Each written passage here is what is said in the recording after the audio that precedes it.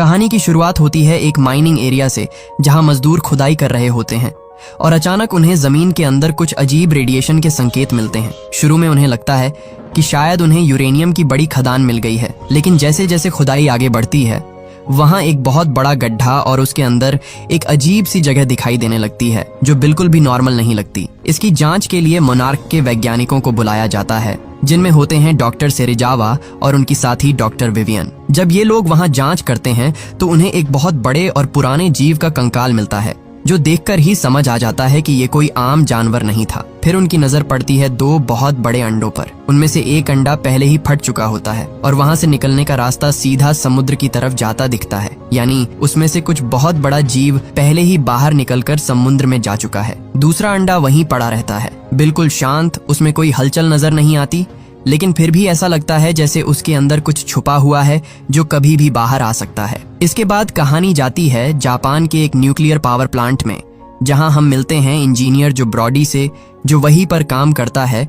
वह अपने साथी से कहता है कि वह प्लांट को आगे चलाने की परमिशन नहीं दे सकता, क्योंकि उसे अंदर से कुछ अजीब सी हलचल महसूस हो रही है जो बिल्कुल भी नॉर्मल नहीं है। लेकिन उसकी बात कोई सीरियस नहीं लेता, इसलिए वह खुद ही सच्चाई पता लगाने का फैसला करता है। उसकी वाइफ सैंड्रा भी उसी प्लांट में काम करती है और दोनों मिलकर प्लांट के बेसमेंट में जाकर उस अजीब हलचल का कारण जानने की कोशिश करते हैं। उन्हें बिल्कुल भी अंदाजा नहीं होता कि उनके साथ आगे क्या होने वाला है। तभी अचानक प्लांट के अंदर बहुत तेज हलचल शुरू हो जाती है, जैसे कोई भूकंप आ गया हो। चारों तरफ कंपन बढ़ने लगता है और सब कुछ कंट्रोल से बाहर जाने लगता है, जो तुरंत अपनी वाइफ से संपर्क करने की कोशिश करता है और उसे कहता है कि जितनी जल्दी हो सके वहां से बाहर निकलो, क्योंकि अगर बेसमेंट में जमा रेडिएशन बाहर आ गया तो पूरा शहर तबाह हो सकता है। रेडिएशन लगातार बढ़ रहा होता है, इसीलिए जो खुद भागकर बेसमेंट के एंट्री गेट तक पहुंचता है और सैंड्रा का इंतजार करने लगता है। अंदर उसकी वाइफ और बाकी लोग बाहर निकलने की पूरी कोशिश कर रहे होते हैं, लेकिन रेडिएशन इतनी तेजी से फैल रहा होता है कि हालात और भी खराब हो जाते हैं। आखिर एक ऐसा वक्त आता है जब जो के पास कोई और रास्ता नहीं बचता। अगर वह गेट खुला रखता है तो रेडिएशन बाहर निकलकर पूरे शहर को बर्बाद कर देगा। मजबूरी में वह भारी दिल से गेट बंद कर देता है, जबकि उसकी वाइफ और बाकी लोग उसी के अंदर रह जाते हैं। कुछ ही पलों में पूरा प्लांट तबाह हो जाता है। ये सब कुछ उनका छोटा बेटा फोर्ड अपने स्कूल से देख रहा होता है। उसके सामने उसकी माँ की मौत हो जाती है और उसी दिन से वह अपने पिता को इसका जिम्मेदार मानने लगता है, क्योंकि उसे लगता है कि अगर उसके पिता प्लांट को बंद नहीं करते तो शायद उसकी माँ वह मारी नहीं जाती। इसके बाद कहानी 15 साल आगे बढ़ती है। अब हम देखते हैं कि फोर्ड बड़ा हो चुका है और नेवी में काम करता है। वह छुट्टियों में अपने घर आया होता है और अब उसकी अपनी एक फैमिली भी है, जिसमें उसकी वाइफ एले और छोटा सा बेटा सैम है। तभी उनके पास एक कॉल आता है जिसमें बताया जाता है कि उसके पिता को जापान के एक प्रतिबंधित इलाके में घुसने की वजह से गिरफ्तार कर लिया गया है। फोर्ड पहले तो वहां नहीं जाना चाहता था, क्योंकि उसकी नजर में उसके पिता उसकी माँ की मौत के जिम्मेदार है। लेकिन उसकी वाइफ एले उसे समझाती है कि उसके पिता को उसकी जरूरत है, इसीलिए उसे जाना चाहिए। मजबूरी में फोर्ड जापान जाता है और अपने पिता को छुड़ाता है, जो अपने बेटे को समझाने की कोशिश करता है कि 15 साल पहले जो भी हुआ था वो कोई नेचुरल हादसा नहीं था। वहाँ कुछ बहुत बड़ा और अजीब हुआ था, जिसे वो इतने सालों से समझने की कोशिश कर रहा है, लेकिन उसके पास कोई ठोस सबूत नहीं है, इसलिए कोई उसकी बात पर यकीन नहीं करता। वो कहता है कि सारे सबूत उसके पुराने घर में हैं, जो उसने फ्लॉपी डिस्क में संभाल कर रखे हैं। फोर्ड को उसकी बातें बिल्कुल भी सच नहीं लगती। उसे लगता है कि उसके पिता आज भी पुरानी बातों में उलझे हुए हैं, जो अपने बेटे फोर्ड को जैसे तैसे मनाकर उसी पुराने इलाके में जाता है जहां वो 15 साल पहले रहा करते थे। उस इलाके को आज पूरी तरह से प्रतिबंधित एरिया बनाया हुआ है, क्योंकि सबको लगता है कि वहां अभी भी खतरनाक रेडिएशन है और वहां कोई भी जीव सरवाइव नहीं कर सकता, इसलिए वहां जाना मना है। लेकिन वहां पहुंचकर जो और फोर्ड एक अजीब चीज नोटिस करते हैं, उस इलाके में जानवर बिल्कुल नॉर्मल घूम रहे होते हैं। इससे उसे समझ आता है कि अगर जानवर वहां जिंदा हैं तो इंसान भी सांस ले सकता है। वह अपना मास्क हटाता है और उसे पता चलता है कि वहां कोई रेडिएशन नहीं है, यानी सरकार अब तक लोगों को गलत जानकारी दे रही थी और वो दुनिया से कोई बहुत बड़ा राज छिपाना चाहती है। इसके बाद दोनों अपने पुराने घर पहुंचते हैं, जहां जो को अपनी वाइफ की पुरानी तस्वीरें मिलती है, साथ ही उसे अपनी वो सारी फ्लॉपी डिस्क भी मिल जाती हैं जिनमें उसने 15 साल पहले की रिसर्च सेव करके रखी थी। फोर्ड ये सब देखकर समझता है कि उसका पिता इतने सालों से अकेले ही इस रहस्य को सुलझाने की कोशिश कर रहा था और उसने इस दौरान दुनिया भर की रिसर्च और जानकारी इकट्ठा कर ली थी। फिर जो दूर से उसी पुराने प्लांट को देखता है जहां 15 साल पहले इतना भयानक हादसा हुआ था, और वो देखकर हैरान रह जाता है क्योंकि वहां लाइट जल रही होती है। इसका मतलब साफ है कि वहां अभी भी काम चल रहा है, जबकि सबको बताया गया था कि वो जगह पूरी तरह बंद है, वहां कोई जीव सरवाइव ही नहीं कर सकता। जो को इस बात की बिल्कुल जानकारी नहीं थी, इसलिए उसे शक होता है कि वहां कुछ गलत चल रहा है। तभी अचानक कुछ लोग आकर जो और फोर्ड को पकड़ लेते हैं और उन्हें उसी प्लांट के अंदर ले जाया जाता है। वहां उनकी मुलाकात होती है डॉक्टर सेरेजावा से, जो उस प्रोजेक्ट को संभाल रहे होते हैं, जो उन्हें समझाने की कोशिश करता है कि 15 साल पहले जो हादसा हुआ था वो कोई आम एक्सीडेंट नहीं था।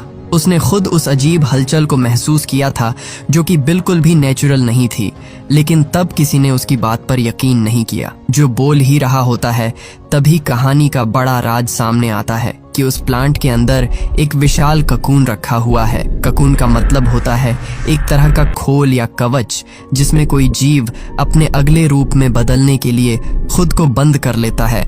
उस ककून के चारों तरफ भारी सुरक्षा और इलेक्ट्रिक बैरिकेड लगाए गए हैं। अचानक उस ककून के अंदर तेज हलचल शुरू हो जाती है, जो तुरंत समझ जाता है कि यही वही चीज है जिसकी वजह से 15 साल पहले तबाही हुई थी। हालात को कंट्रोल करने के लिए सेरेजावा उसमें और ज्यादा न्यूक्लियर एनर्जी देने का फैसला करते हैं ताकि उस हलचल को शांत किया जा सके, लेकिन होता इसका बिल्कुल उल्टा है। जैसे ही एनर्जी बढ़ाई जाती है, ककून के अंदर मौजूद जीव और ज्यादा ताकतवर हो जाता है और कुछ ही पलों में वो ककून को तोड़कर बाहर निकल आता है। बाहर आते ही वो तबाही मचाना शुरू कर देता है। वहां मौजूद सारी फोर्स उसे रोकने की कोशिश करती है, लेकिन वो एक एक करके सबको खत्म करने लगता है। चारों तरफ अफरा तफरी मच जाती है। लोग अपनी जान बचाने के लिए भागने लगते हैं, लेकिन कोई भी उसे रोक नहीं पाता। तभी पता चलता है कि वो एक म्यूटो है, यानी एक ऐसा खतरनाक प्राचीन जीव जो लाखों सालों से धरती के अंदर छुपा हुआ था, जो रेडिएशन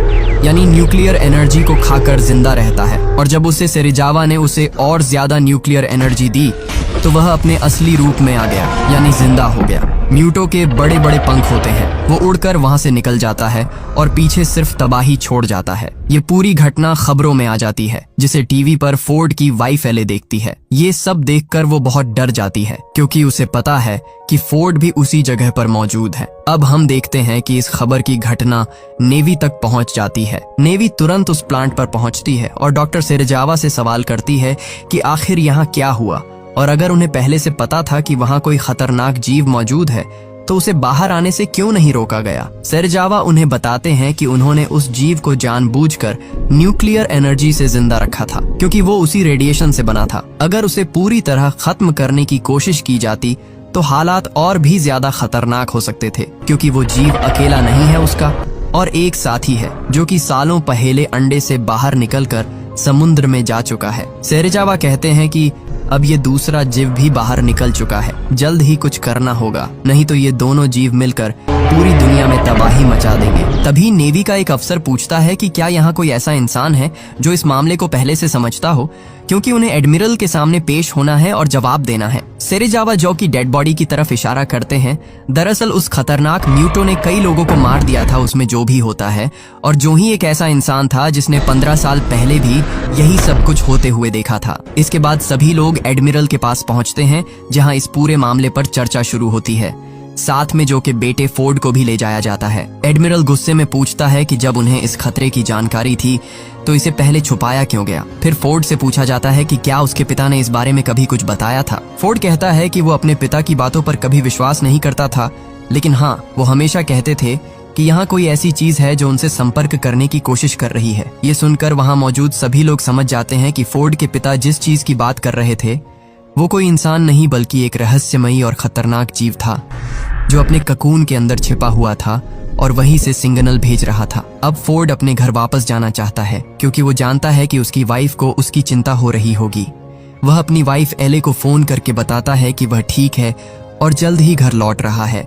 उसका घर कैलिफोर्निया में होता है और वह वहीं वापस जाने के लिए निकल पड़ता है। अब हम देखते हैं कि नेवी उस जीव को ढूंढने की पूरी कोशिश कर रही होती है, लेकिन क्योंकि वो पूरी तरह रेडिएशन से जुड़ा हुआ है इसलिए उसे रडार पर ट्रैक करना बहुत मुश्किल हो जाता है। इसी दौरान एक बड़ी रूसी न्यूक्लियर सबमरीन न्यूक्लियर मिसाइल लेकर उस इलाके से गुजर रही होती है, लेकिन अचानक वो लापता हो जाती है। कुछ समय बाद उसका पता चलता है और सब हैरान रह जाते हैं क्योंकि वो किसी समुद्र में नहीं बल्कि एक घने जंगल के अंदर पड़ी होती है। जब टीम वहां पहुंचती है तो उन्हें समझ आता है कि उस म्यूटो ने उस पूरी सबमरीन को तोड़ दिया है और उसके अंदर मौजूद न्यूक्लियर मिसाइल को खा गया है। अब वो और ज्यादा ताकतवर हो चुका है और आगे बढ़ रहा है। यही से सेना को ये एहसास हो जाता है कि ये कोई आम खतरा नहीं है बल्कि ये एक ऐसा जीव है जो न्यूक्लियर एनर्जी को अपनी ताकत बनाने के लिए इस्तेमाल कर रहा है। अब हालात को समझते हुए सेना तुरंत उसे ढूंढने के लिए अपने सारे सिस्टम एक्टिव कर देती है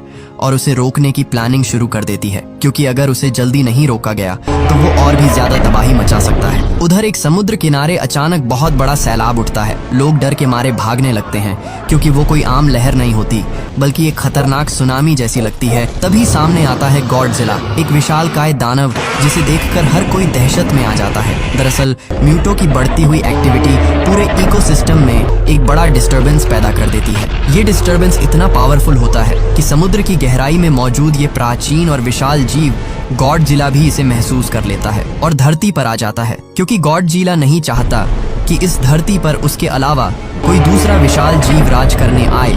इस खतरे से बचने के लिए सेना उस पर हमला करने के लिए फाइटर जेट्स भेजती है, लेकिन उनके मिसाइल गॉडजिला पर कोई असर नहीं डाल पाते। गॉडजिला बिना रुके अपने रास्ते पर आगे बढ़ता रहता है, जैसे उसे म्यूटो को ढूंढना है और खत्म करना है। दूसरी तरफ हम देखते हैं कि एक ट्रेन जो हवाई शहर से गुजर रही होती है उसे म्यूटो बीच में ही तबाह कर देता है। अब हालात पूरी तरह बेकाबू हो चुके होते हैं। इसी बीच गॉडजिला शहर की तरफ बढ़ता है और म्यूटो को पकड़ने की कोशिश करता है, लेकिन म्यूटो उससे लड़ने की बजाय वहां से उड़कर भाग जाता है। ये बात सेना और डॉक्टर सेरेजावा दोनों को अजीब लगती है, क्योंकि इतना ताकतवर जीव सामने होने के बाद भी वो लड़ाई से बच रहा है। इसके बाद उन्हें शक होता है कि ये म्यूटो अकेला नहीं है, वो किसी और से संपर्क करने की कोशिश कर रहा है। तब उन्हें याद आती है 15 साल पुरानी उस दूसरे अंडे की, जिसमें से एक अंडे से ककुन बनकर म्यूटो बन गया, लेकिन दूसरा अंडा अभी भी वही था जो बिल्कुल शांत था। उसमें कोई हलचल नहीं थी, इसलिए सभी को लगा कि वो बेकार है। लेकिन अब शक बढ़ने लगता है कि कहीं वही दूसरा अंडा अब एक्टिव तो नहीं हो गया। इसीलिए वो तुरंत पूछते हैं कि दूसरा अंडा आखिर है कहाँ। तब उन्हें बताया जाता है कि उस अंडे को अमेरिका ले जाया जा चुका है और उसे एक ऐसी जगह पर रखा गया है जहां न्यूक्लियर वेस्ट जमा किया जाता है। अब हम देखते हैं कि वहां सेना पहले से ही कड़ी निगरानी कर रही होती है, लेकिन जैसे ही टीम वहां पहुंचती है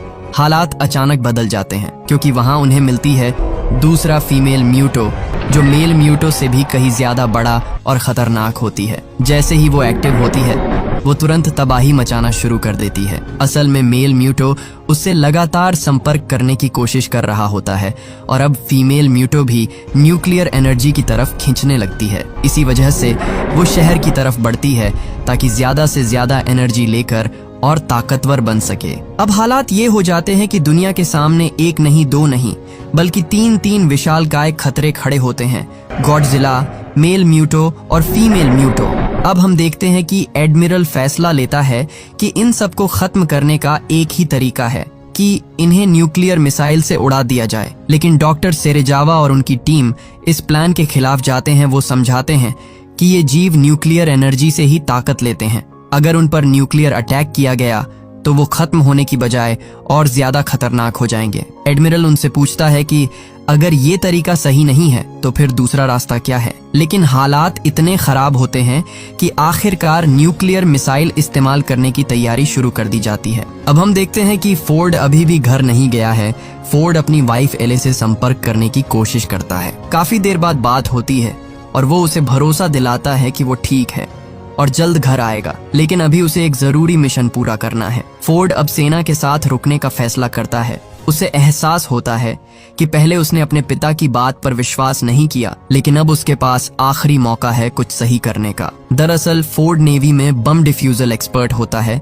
उसे मिसाइल और बम को संभालने की पूरी जानकारी होती है। सेना न्यूक्लियर मिसाइल को एक ट्रेन के जरिए ट्रांसफर करने की तैयारी करती है और फोर्ड भी उसी मिशन का हिस्सा बन जाता है। यहाँ एक और खतरनाक बात सामने आती है कि ये म्यूटो बिजली जैसी एनर्जी को कंट्रोल कर सकते हैं। जब भी ये हमला करते हैं तो पूरे शहर की बिजली एक झटके में बंद हो जाती है। इसी वजह से जब सेना उन पर हमला करने की कोशिश करती है तो कई बार उनकी अपनी ही टेक्नोलॉजी फेल हो जाती है और कई विमान क्रैश हो जाते हैं।